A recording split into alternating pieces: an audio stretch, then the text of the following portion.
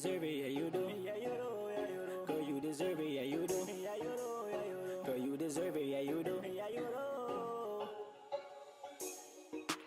Okay guys, Radia here, back again with another video. Like, comment, and subscribe. Make sure you guys click the notification button to receive updates and post notifications, so you know when I upload, you guys can be the first to watch. Basically, by the title of this video, you guys know what it's going to be about. The topic is business, so let's talk business.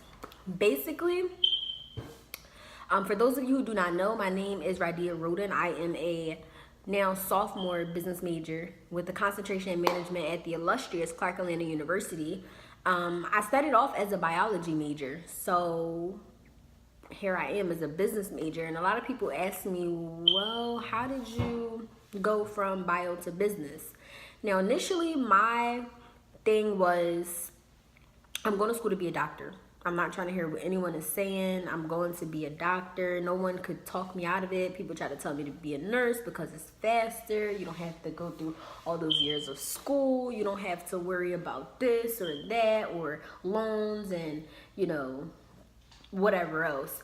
But I was so stuck on becoming an orthopedic surgeon. And the reason is because I've had orthopedic surgery done to my legs because I am diagnosed with achondroplasia dwarfism, and also my legs were extremely bold due to my diagnosis. So I received over about 10, 12 surgeries since my first surgery was actually at 11 years old.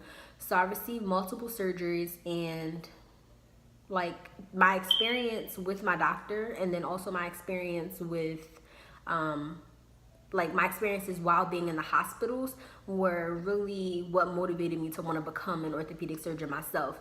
I stayed inpatient at St. Christopher's Shriners Hospital for Children, which is inside Philadelphia, which is in Philly. And yeah, that's where I stayed at. There I got to meet a lot of different people that motivated me. The Department of Recreational Life, they motivated me a lot. The music therapist there, the art therapist there, they all motivated me to do more and want more for myself. They were always pushing me to like create a song, or I actually created a talent show there. So create a song or to draw, to express myself, and I really appreciated that. And then all of that together really made me want to help someone else. So my experiences made me want to become an orthopedic surgeon because I felt like I wanted that experience. I wanted others to feel that experience, and I wanted to like impact someone's life, and that's the best way that I knew how at the time. So I came to Atlanta as a bio major, came to Clark as a bio major. It was okay, I guess, at first, but when I got here, when I say Atlanta really changed me, it really changed me. So many people, like I say it all the time, people are like, what do you mean? Like you would never understand until you get here, and then, you know, you experience different type of things. Atlanta turned me into a hustler. Like I have this drive that I did not know was a part of me. Like I didn't know that I was a hustler. Like I didn't know that I could do all of these different things. Like I'm a hustler. I'm a hustler. And that's what I do best. Like I like to hustle. I like to start businesses. I like to motivate people. I like to inspire others and use my life experiences to impact others' lives in a positive way. That's my purpose, I feel like. And it's crazy because like no one could talk me out of becoming an orthopedic surgeon. Like no one. Like no matter what they said, I'm going to go be this doctor. You can't tell me. I'm ready to go to school for 50 years. Like it doesn't matter. I'm ready to go to school.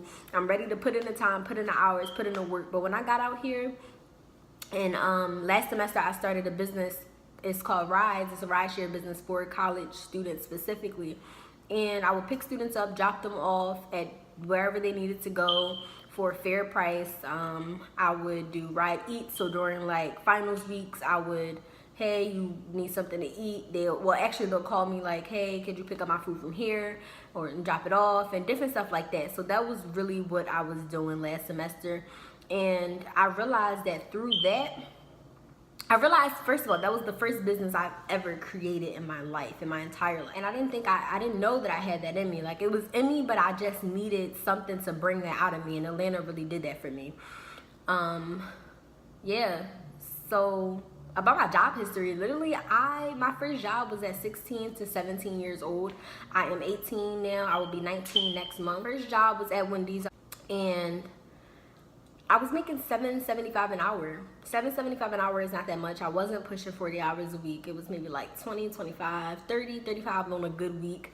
So yeah, my checks used to be about 3, 4, maybe 500 on a good week. Yeah, every 2 weeks. So basically that was enough for me. That was enough for me to, like, I didn't have any bills. Like, what did I have to do? That was good for me. My second job was Primark. It was like a fashion store. And basically, I was making, this was actually in December. So this is when I went home for Christmas break. So I was making $9.25 an hour, which is better than $7.75. So I went up like a notch, I guess. I improved. But I just couldn't do it. Yeah. Like, I literally sat there and looked up at the Primark sign and was like, I can't walk in here. Like, I can't walk in here. And I just went back home, drove back home, and that was the end of that. Like, it was just, I'm not working here anymore. Like, I don't know. And one thing I learned is that your boss will never pay you enough to be their neighbor. Like the CEO of Wendy's, like, whoever he or she is, like, I mean, they will never, I'm pretty sure they're not living in a 3-bedroom house or an apartment, a student loft. Like, they're not living in those type of conditions. 9 times out of 10, they're either sitting in a giant office in a corporate building, or they're either like, I don't know, in a mansion. They're either like in a mansion or something, living their lives. So, like, yeah, it's just facts. And I realized when I started RyDesignz last semester, I started it before Christmas break, and I was making more doing RyDesignz than I was at Wendy's and at Primark put together in a day. Yeah, like, it's just simple as that. Like, you work for 8 hours a day for $7 an hour, and that's literally only $56 a day. Like, come on, like, stop. And with RyDesignz and RyDesignz, I literally was pushing about $200 to $300 in a day. That's more than, that's like triple. That's not even triple. It's like quadruple me working at Wendy's for 8 hours. Like, come on now. And I used to make that in like 3 to 4 hours because I get so many rides and so many RyDesignz requests. So that's literally how it was for me. And that was like the breaking point. It was like, okay, you realize that first of all, you started this bomb business, and then you realize that you can create your own source of income your own way, you know? So after starting RyDesignz, I started another business, RyDesignz. It's a clothing brand that I started, which is currently on the back burner right now. I do have RyDesignz tattooed on me, our logo. Yeah, so that's basically that. I see so many young entrepreneurs here, 19, 20 years old, thriving, doing what they have to do, like, just becoming really successful here. And I'm like, it's possible for me to do the same thing. I can do that. Like, if they can do it, I can do it. That's the type of person I am. It's like, oh, okay, you got that, and you did this to get that, and you worked hard to get that. Oh, I can go do that too, and I can get that probably and more. You understand what I'm saying? So I just acquired this mentality that I've never had back home. And that's basically why I'm also staying in Atlanta over the summer, because I really want to focus on my businesses and focus on me as a businesswoman. Like, I want to be labeled as a boss. And speaking of that, label me a boss, I actually created a platform. My platform is Label Me a Boss. Boss means beat the odds and supplement with success. So that's my platform, and that's what I want to do. That's what I hope to do over the summer here in Atlanta. And that's just what it is. Like, I really want to do that. My main focus is deciding to become an entrepreneur. I must say, was a hard decision for me, because literally, y'all, I was depressed, if I'm being honest. I was really depressed. I was overwhelmed. I was sad. I was stressed. Everything, like, life was just hitting me all at once. I'm trying to figure myself out. And it's like deciding to change my major. I went to get the paper from the department probably about like a week, 2 weeks before deciding to change my major. Like, before actually turning it in. So I just had this signed paper, and I would look at it every day like, is this something that you want to do? I found myself not focusing on bio. Like, I would much rather have a homework assignment be to write a business plan for a business that I'm going to create. Like, becoming an entrepreneur is just something that I'm really passionate about, and I feel like everybody should become their own boss. Like, everyone should become their own boss. Like, start a business, build a brand, do what it is that you have to do to acquire this lifestyle that you want to live. Like, you got to take matters into your own hands at times. Like, I don't, like, me, this is just my personal opinion, disclaimer, my personal opinion. I just don't believe in working a 9-to-5 for 40 years or 60 years, however many years, just to retire and enjoy life after 60 or 50. Like, that's just not something that I want to do. Like, some of the people who really motivate me, Cliff Muir, mind you, he's from Delaware. He is retired right now. He's 20 years old. He became a millionaire maybe about 19, 18 years old.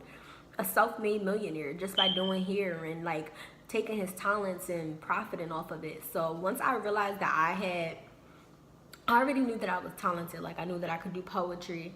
I knew that I loved to write. I knew that I could sing and I could rap, and I just found out that I can, you know, I had this hustler mentality, and that I could start businesses. I know how to sell things, and I know how to do stuff, and I know how to promote myself in a way that people would support me. So once I realized that I knew how to do all of those things and that I could profit off of it, that's what I wanted to, that's my goal. That's what I've been geared towards doing. I feel like it's just this mentality, like this type of mentality that could take you really, really, really, really, really far.